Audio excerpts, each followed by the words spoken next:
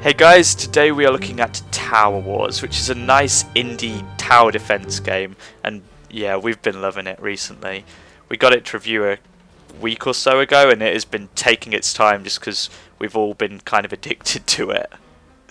So, Yes. the single player is just your basic tower defense game, build your towers, fight off the waves, all that good stuff. But we think the game really excels in its multiplayer, so that is what we will be showing you now.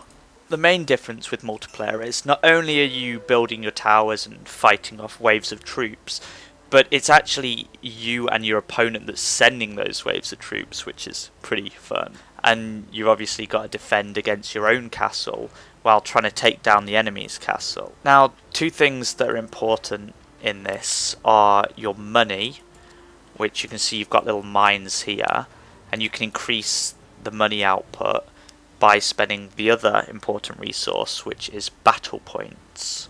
And you get battle points by having your units walking on your enemy's land. So you queue up some of your little units and just slam on the launch button, and they go off on their merry little way and hopefully do some damage. So as with most tower defense games, there's different towers that are effective against different types of units.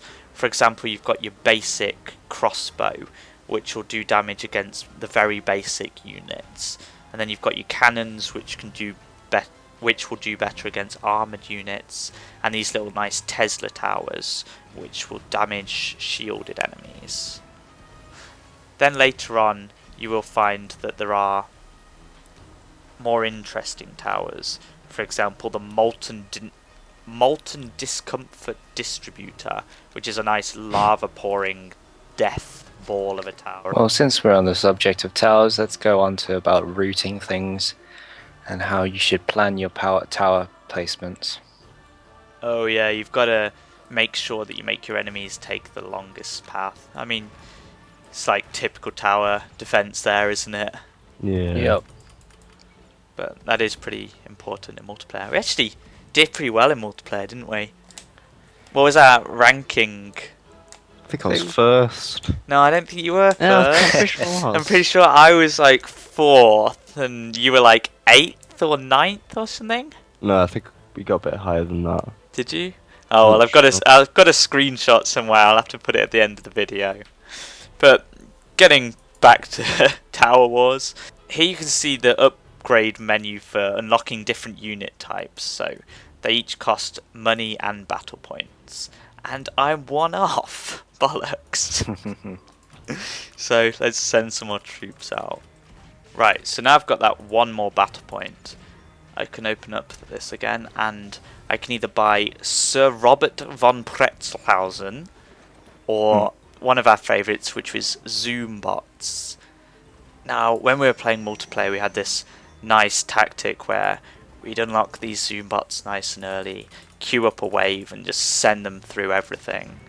You can upgrade the troop itself now, or you can go on to upgrade specific parts of it. For example, I can give them light footwear, which will increase the running speed. I can upgrade health, armor, or I can give them little shields, which is pretty useful if your enemy hasn't been building the right sort of towers.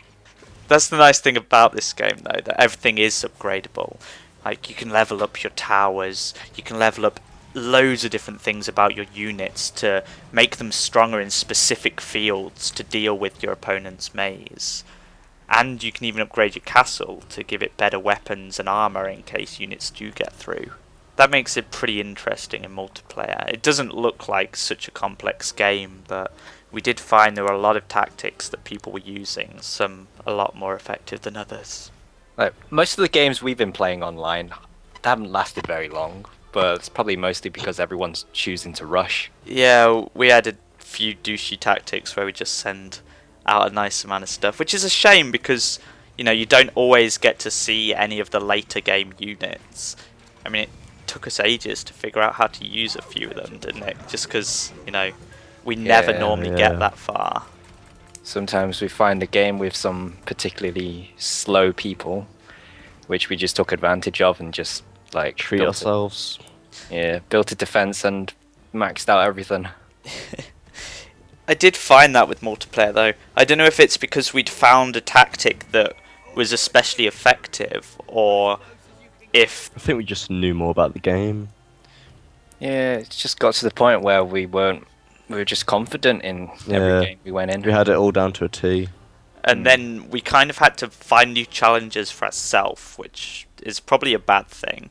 I mean, there's only three maps that come with this game, and I'm not sure that's really that much of a bad thing, because you don't really need loads of maps. But I think where the game could have excelled a bit more is to have a few more different, maybe just game styles. I don't know, it needs something to keep the multiplayer fresh. Yeah, like tower restrictions or unit restrictions.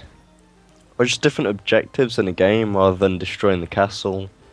Just something a bit more interesting that, makes you play differently. So this game is £7 or it is $10, and that's pretty much the entirety of it.